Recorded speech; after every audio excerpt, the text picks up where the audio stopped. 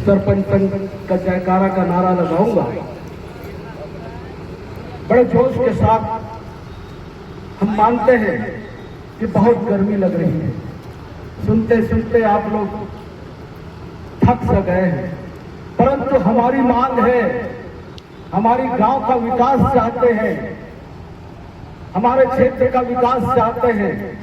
सब पढ़े लिखे नवयुवक सरपंच हो, अपने हक और अधिकार को अच्छे से समझते हो, इसलिए बड़े जोश और उमंग के साथ जयकारा की नारा लगाएंगे।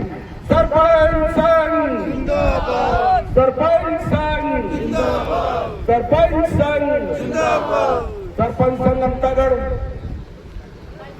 पिछले 5-6 दिनों से अपनी वाजिब मांग को, अपने पंचायतों के वाजिब मांग को लेकर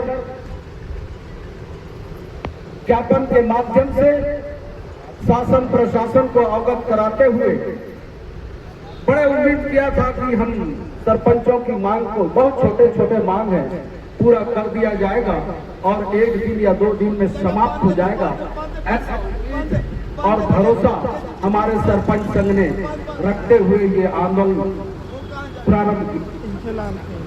परंतु बड़े दुर्भाग्य के साथ कहना पड़ रहा है, अफसोस के साथ कहना पड़ रहा है कि मेरे ये छोटे छोटे गांव के सरपंच, भोले भाले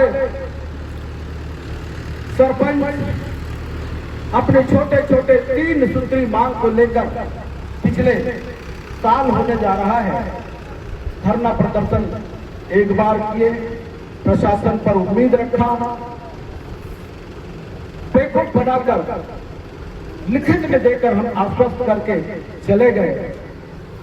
तो अब फिर ऐसा कदम उठाना पड़ा। किसी को शौक नहीं है इतने 44 डिग्री तापमान में ऐसे खुले आसमान में बैठे, अधिकारी भी उड़ी में हाँ में हाँ मिला रहे हैं। उनको ये संज्ञान में नहीं आया कि यहाँ चक्का जाम होने वाला है, आज आया जरूर होगा, मगर उनके तरफ से कोई प्रतिक्रिया देखने को नहीं मिल रहा है। सुनने में ये आया कि ये तो कांग्रेस पार्टी के लोगों ने वहां घुसकर इन लोगों को बरगला कर रहे हैं। मैं आपसे पूछना चाहता हूं, कोई आपको बरगलाया? नहीं। आप कोई बच्चे हैं? नहीं। अरे आप गांव के सरपंच हैं, हम जितने लोग गांव के लोग हैं ना, उससे बड़े आप वीआईपी हैं, उनसे बड़े आप महान जनप्रतिनिधि हैं। आपको कोई बरगला सकता है? नहीं। वही सरपंच लगातार 4 दिन अपनी मांगों को लेकर धरना प्रदर्शन गोल्डन चौक में बैठे, बार बार जिला प्रशासन को यह बताया जा रहा है कि हमारी मांग जल्दी पूरा करने में तो हम सामूहिक इस्तीफा दे देंगे। ऐसी स्थिति कौन लाया? शासन ने लाया, जिला प्रशासन ने लाया। और अंततः अगर हम इस्तीफा दे दिए हैं तो उसमें भी डराया धमकाया जा रहा है प्रशासन के लोगों के द्वारा। अरे आप तो इस्तीफा दे दिए, आप चक्का जाम कैसे कर रहे हैं? मैं ऐसे कहने वालों को बोलना चाहता हूं, बताना चाहता हूं, ये सरपंच है, जनता के द्वारा चुने हुए लोग हैं। अगर इस्तीफा दे दिए हैं तो जिला प्रशासन में, शासन में इतना दम है क्या कि इनका इस्तीफा स्वीकार कर ले? अगर स्वीकार कर लेते हैं तो आके बताएं और कहें कि आपका जो धरना प्रदर्शन है वो नाजायज है। मैं बताना चाहता हूं उनको, अगर स्वीकार कर लेते हैं तो उसके बाद आप क्या हैं? भारत के नागरिक हैं, उस गांव के नागरिक हैं, और नागरिक को क्या आंदोलन करने का अधिकार नहीं है? क्या धरना प्रदर्शन करने का अधिकार नहीं है? क्या चक्का जाम करने का अधिकार नहीं है? इसलिए हम बैठे हैं। आप हमारे अधिकार का हनन कर रहे हैं, हमारे गांव का विकास को में रोड़े आ रहे हैं। या चक्का जाम के लिए गांव गांव में हमारे सरपंचों के द्वारा वहां की जनता को संदेश भेजा गया कि आपके मांग को लेकर, आपके गांव का विकास को लेकर हम चक्का जाम कर रहे हैं।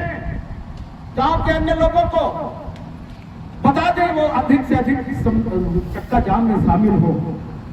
कोटवार को कहा गया कोटवार किसका आदमी, गांव का कोटवार किसका आदमी, कोटवार का सिलेक्शन कौन करता है? गांव का जनता करता है।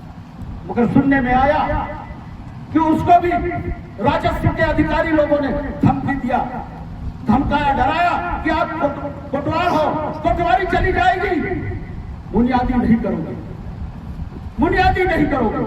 अगर ऐसे कोई अधिकारी ऐसा सोच रखता है तो मैं तो उनको भी आगाह करता हूं, सत्ता के मद में आप मत रहिए। आपको 62 साल तक नौकरी करनी है, 62 साल तक नौकरी करनी है, जनता का सेवा करना है, अच्छे भाव से काम करो, अच्छे भाव से। ये डराने धमकाने की बात नहीं, डराने धमकाने का काम तो राज्य सरकार कर ही रही है, डराने धमकाने का काम तो केंद्र सरकार कर ही रही है, ईडी के माध्यम से, ईडी के माध्यम से बड़े बड़े अपराध पंजीबद्ध किए जा रहे हैं फर्जी, कि तुम अगर सरकार के खिलाफ बात करोगे तो तुमको ऐसे केस में फंसा जाएंगे। वैसे सुनने में आया हमारा जिला पंचायत सदस्य को भी कहा जा रहा है तुम्हारे प्रति इतना अपराध पंजीबद्ध है, ये सब बंद करो नहीं तो हम उठा लेंगे। अरे उठा लो, हम देखते हैं आप कैसे उठा लेते हैं। वो जनता के लिए लड़ रहा है, जनता ने उसको चुनाव जिताया, कोई गलत कर रहा है क्या? गुप्ता सोसाइटी गलत कर रहा है क्या? नहीं। उसको शौक है क्या? नहीं। भरी दोपहरी में ऐसे बैठ के हम आप सबके लिए लड़ने का, कुछ करने का, उसको धमकी दे रहे हैं। बहुत सारे अपराधी, रिकॉर्डेड अपराधी घूम रहे हैं, उनको गिरफ्तार करिए। अब बात करिए हमसे,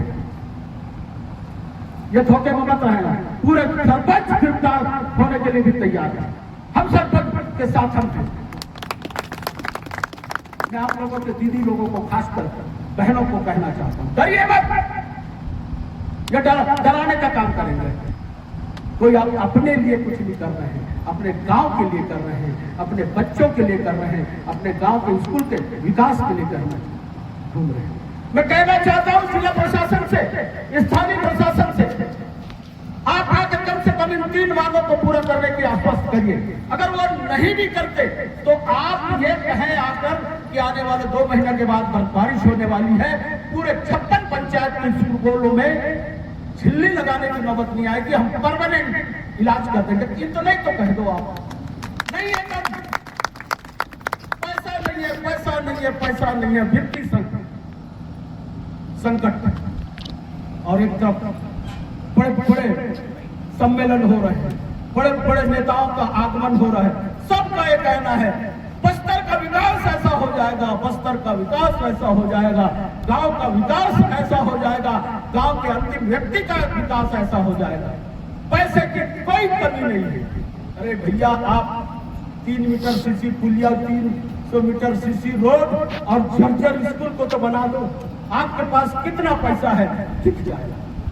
आज 2 साल होने जा रहा है, ये 3 बात तो नहीं कर रहा है, पैसे की कमी की बात कर रहे हैं।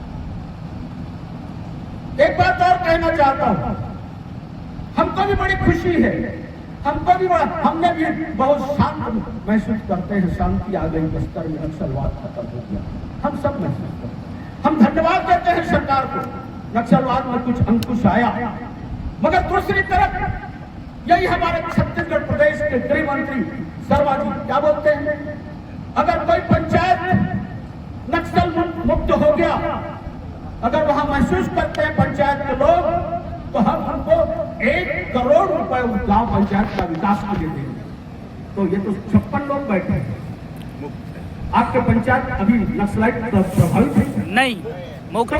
वही 1 करोड़ दे दें, 1 करोड़ दे दें, सदैव हमारा सरपंच अपने गांव का विकास कर देगा। हम सरपंचों की निगरानी कर रहे हो, कौन आ रहा है, कौन जा रहा है, कौन क्या बोल रहा है। कल तो एक आदमी आया हमारे गोल्डन चौक में, फोटो खींच रहा है, मैं उससे पूछा क्या बात है, तो बोले ऊपर से आदेश आया है, ऊपर से हमारा संदेश आया है कि आप उस धरना प्रदर्शन में बैठे हैं या गुप्ते से दोनों बैठे हैं कि नहीं, ये देखने के लिए फोटो मंगा रहे हैं। अभी भी खींच लो, फेंक दो, हम डरने वाले हैं, हम आपके लिए काम कर रहे हैं। ये सुनने के लिए भी तैयार है। कोई अगर कहता है नहीं कहता है तब भी हम इस बात को स्वीकार करते हैं। आप ये भी कह सकते हो तो भैया अनूप नाग जी आप तो बहुत बात करते हो, आप भी 5 साल में हैं, कह सकते हैं। मगर एक दूसरे के आरोप प्रताप कहने लेने से ही विकास होता नहीं है। जरूर हमसे भी कुछ छोटा मोटा काम हुआ होगा, मगर एक फक्र के साथ कहता हूँ, एक संदेश वर्तमान दोनों प्रतिनिधियों को कहना चाहता हूँ। अनूप नाग का एक मुकाबला तो कर लो, अनूप नाग को खोजने की जरूरत नहीं होती थी पब्लिक। अब पब्लिक में अनूप नाग को खोजती नहीं थी, जहाँ ढूंढो जहाँ सोचो वहाँ अनूप नाग मिलता था। इसलिए मैं कार्यालय चला, कम से कम ये बात सुन के मुझे बड़ा तसल्ली होती है। सरपंच भाई आज तक मुझे कोई शिकायत नहीं किया, भैया ते अवेले रहे तो तोला खोजन हम कहीं नहीं मिला। कम से कम ये बात तो नहीं है। मैं कहीं न कहीं उपलब्ध हो ही जाता था। मंगलवार को अंतागढ़, बुधवार को वहां और इतवार को वहां, और चलते फिरते राह चलते किसी ने ये नहीं सोचा कि हम कैसे विधायक को रोक लें।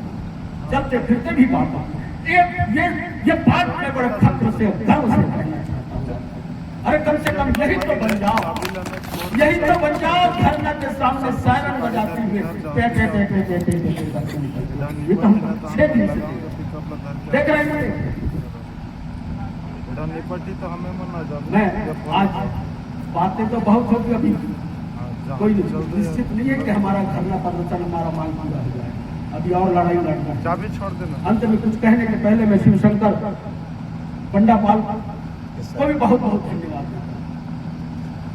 यहाँ राजनीतिक बात तो किया जा सकता है, मगर क्यों करें? हमारा तो एक ही उद्देश्य पंचायत का, चाहते तो ये हमारे शामिल नहीं हो सकते, मगर शामिल होकर आज कितनी अच्छी बातें बोली, इसलिए मैं उनके नाम से एक बार 2 बार ताली बजा के स्वागत करूं। साथ ही साथ में इसके पूर्व 2 बहनों को, सरपंचों को, 2 या 3 सरपंचों को भी सुन रहा हूं। बहुत पीड़ा एक जने को बहुत तकलीफ, एक जन बोलती है कि बोले तो गुस्सा आता है, काम नहीं होते। ये इजहार कर देना सरकार के खिलाफ, अपने प्रशासन के खिलाफ, अपने हक की बात अधिकार पूर्व कहना, ये भी अच्छी बात है।